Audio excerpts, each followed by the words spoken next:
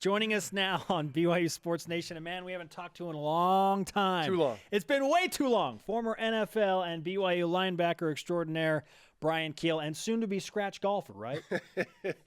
Probably about the same time that the Big 12 makes the decision. Oh, man. It's in the works. It's good to have you back, man. It's on the way. It's good to be back. What's going on in life? Well, I played golf yesterday, and it was rough, to say the least. Played at the ranches. I hate that course. If you're a bad golfer, don't go there. Never go there. Don't go there. Just don't go there. It is a golf ball eating course. Oh, my goodness. But that's neither here nor there.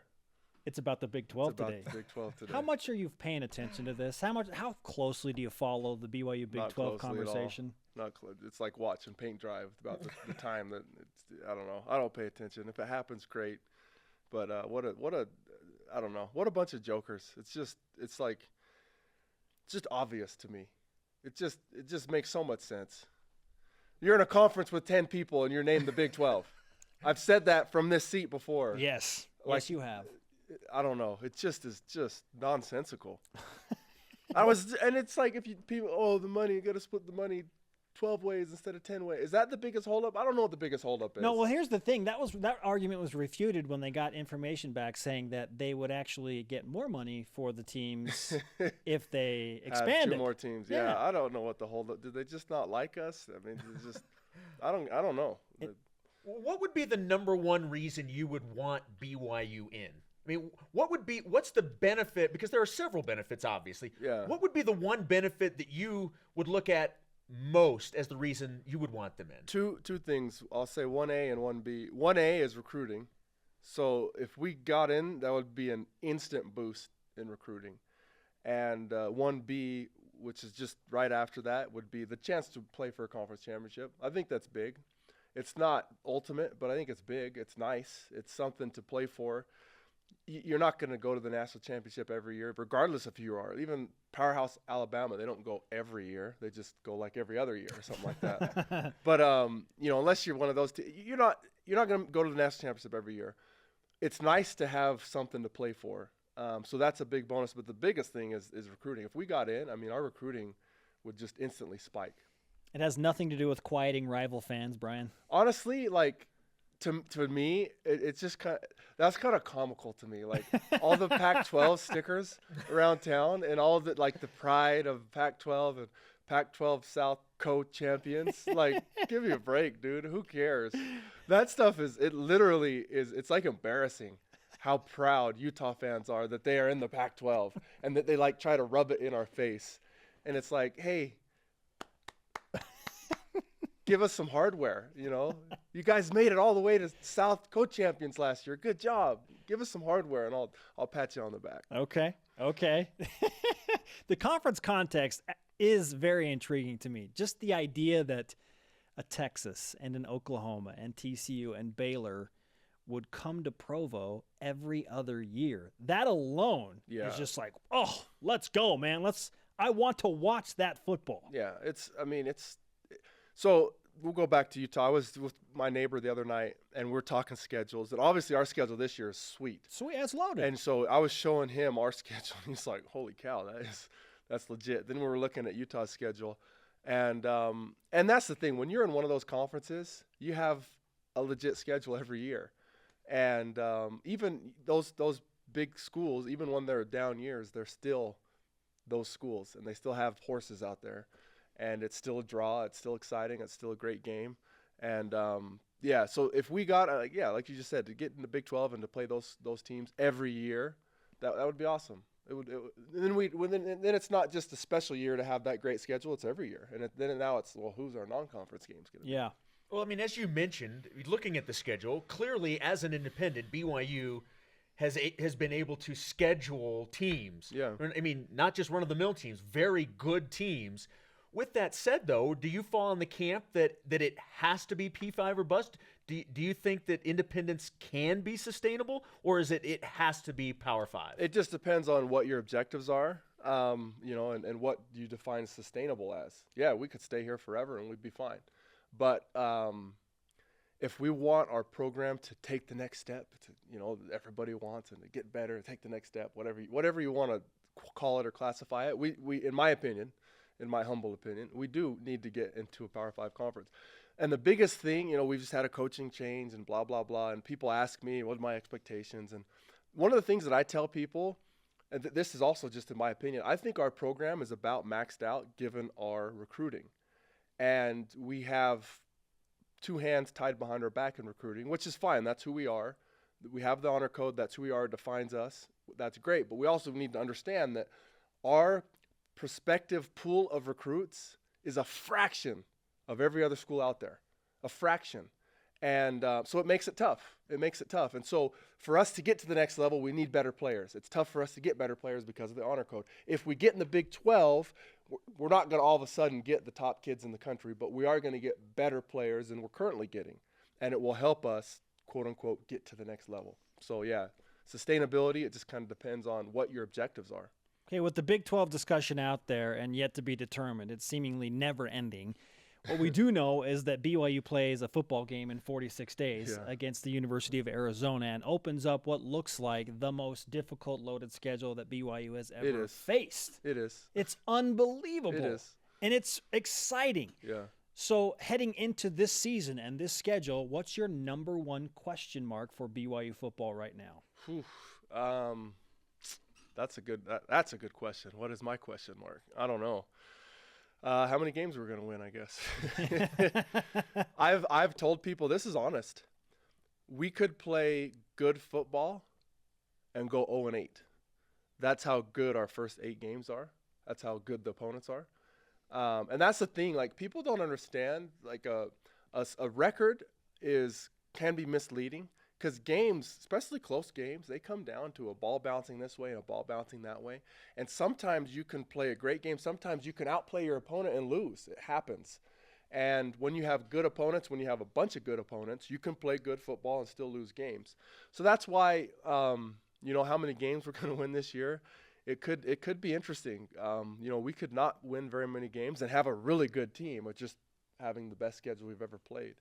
Would going to a bowl game be a success for this team? I think going to a bowl game is a success every single year. That statement is less true now than it used to be because they have like a million bowls and tons of teams go to a bowl game. That being said, not every team goes every year, and not every team goes every year in a 10-year period like BYU has. It's something to be said to go to a bowl game every year. 11 straight years for the record. I mean, that's something to be said. And so, I hope we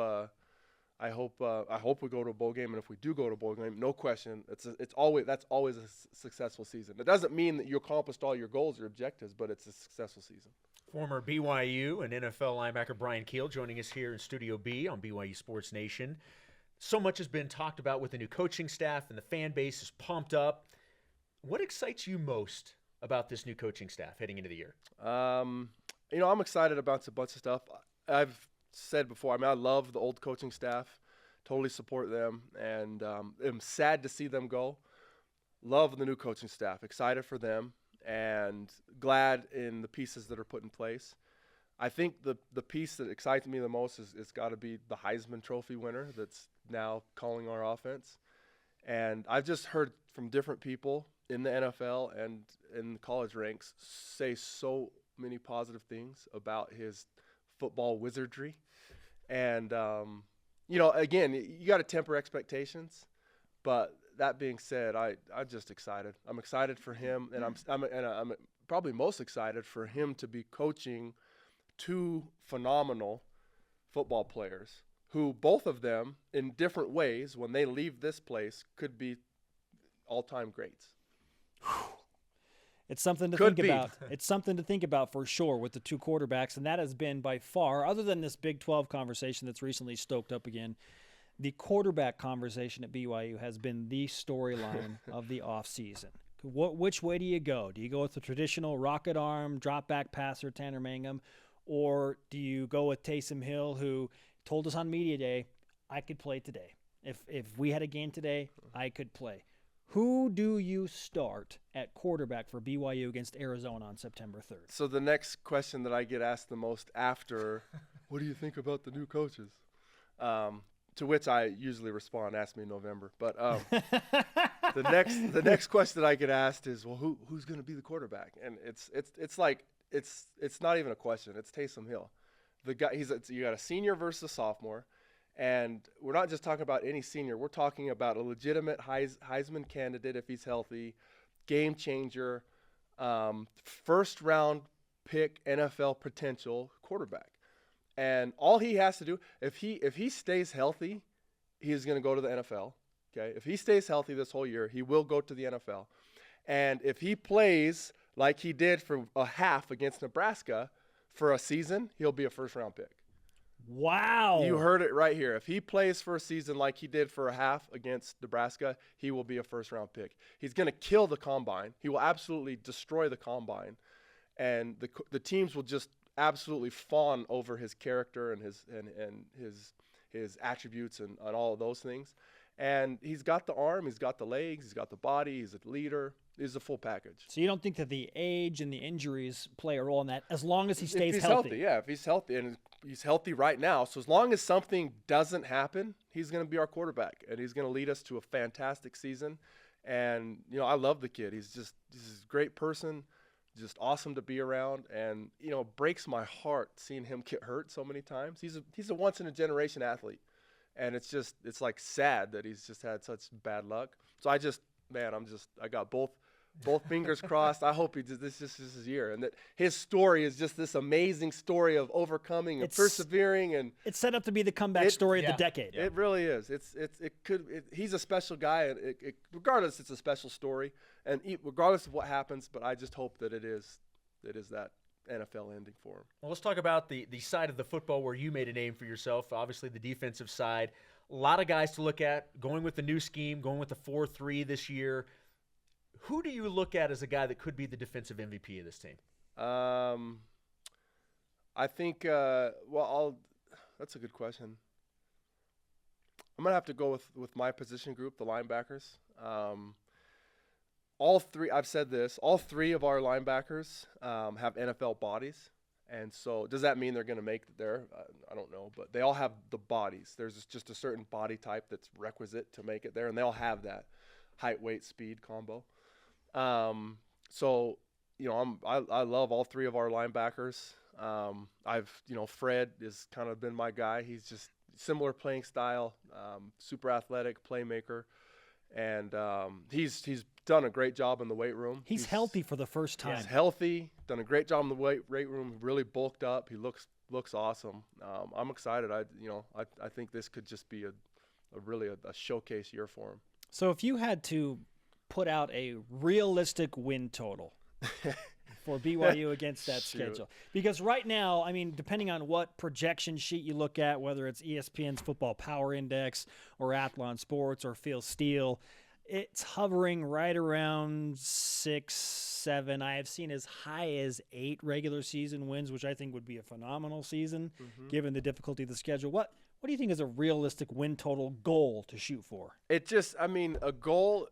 If I'm on the team, my goal is 12 wins. Sure. So naturally. It's like, verbiage and all that stuff. So goals and expectations and all that. It's just so different. But it's, as a fan, if I take myself out of the locker room, how many wins do I expect them to get? I'll say this: if they have a winning record, then I'm happy. If Taysom Hill is healthy. If Taysom Hill is healthy, I'm happy. And if they have a winning record, that's a good year. If they win 8 games, I think with that schedule, that's a great year. They win 10 games with that schedule, that's a phenomenal. It's a special season. That's a phenomenal year. That's 10 games against this schedule or 10 wins against this schedule would be one of the best seasons in BYU history, if not the best, given the schedule. So, Bryan, we need to do this more often. I don't know why it took so long to get you back on the show. Word. Can I get an amen? Good to talk to you, man. Always. Keep working on that golf game. I will. You'll be scratched It's before coming. long.